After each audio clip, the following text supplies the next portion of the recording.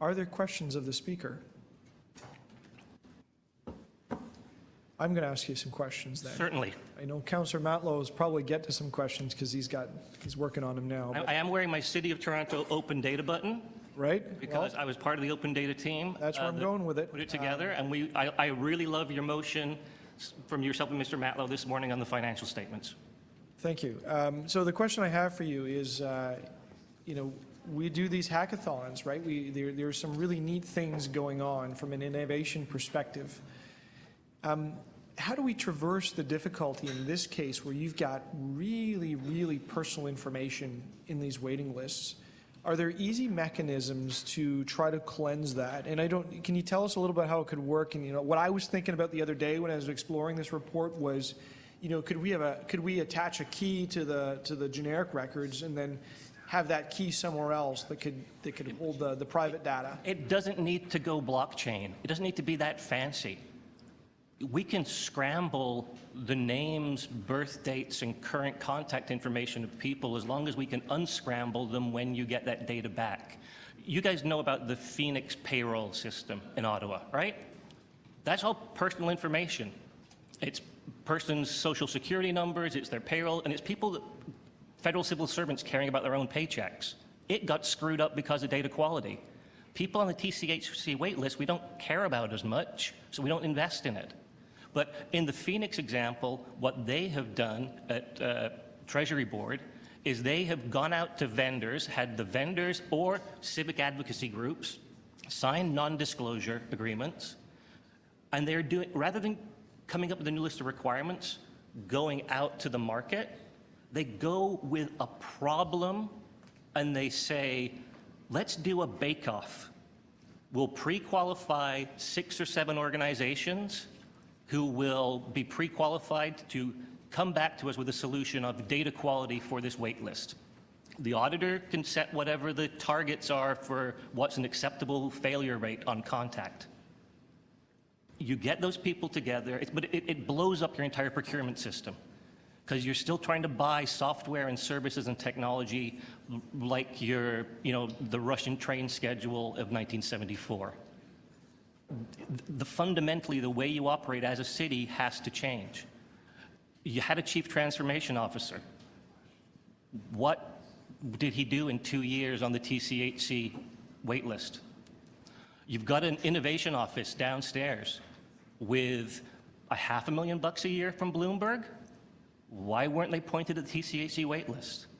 Like, this is an eminently fixable problem if you change the way you deal with problems around here. So there's a couple of vectors or tentacles on this. One of them you touched a little bit on around innovation or around how you, assuming the data is okay, how you work. Never assume the data is okay. No, but I'll talk about that in a moment. But once you had something that was a useful bucket of data, you take that data and you look at it in different ways, you visualize it, you look at different relationships, you do innovative things with it because we've got a raw starting block and you've got opportunities to take it to innovators. Yep. So that's one, and my assumption is there's lots of opportunity to go down that path and lots of different models. And then there's the other tentacle of you've got to go out and validate the data. The raw list is 105,000 or 107,000, just going by memory, lines on there. Part of that is going to be physical work, unless you've got another solution. Like at some point, you've got to go and contact the person. You got any thoughts on that, on how to cross that physical work bridge? Okay, so this may be totally apocryphal, and somebody in the staff can tell me whether this is true or not, but in the current Housing Connections database, it is our understanding, based on information that we've been provided, that there is still a column that is active and populated for pager number. Wow. We need to, I'm not saying burn this thing to the ground, but we kind of need to burn it to the ground and start over again. If we want to find out where people are who need the housing, why can't we have their Facebook account in there? Because if they change address or they change phone, their Facebook account sticks around. And I know there's people all over the city who just freaked out at that suggestion because it's some American company. But we can talk to people who are in the contact relationship management business, social connections. There are people who, I volunteered Out of the Cold. There are homeless guests who come to our Out of the Cold who tweet their thanks to us, who post on Facebook to say, thank you for giving us a place last night. I'm going to ask you one last one, just because I got 3 seconds left. Do you think there's agencies out there that could help us and validate the list? And as radical as it sounds and as ironic as it sounds, like a collection management company that's in the business of finding people. Do you think there's ways to do it? There certainly are agencies like that, but they're probably in the revenue generating kind of business. You almost need to crowdsource it. If you were to, when you guys released the the garbage app, the Waste Wizard, I have never seen so many ads in TTC stations, ads on TV. I think all the councillors tweeted about it, because if people are more efficient with their garbage collection, you guys save money.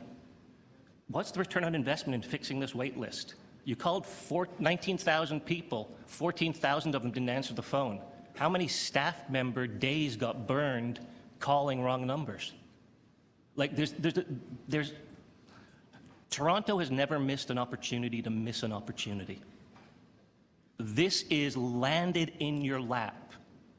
It's a contact list with some control parameters around it. We're not trying to figure out the Apollo landings here.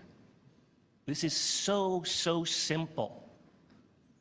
But you need to fundamentally change the way your IT folks deal with the civic tech world. You need to change the way your procurement folks deal with procurement. You need to put a gentle collar around your privacy lawyers who still aren't very flexible on civic tech.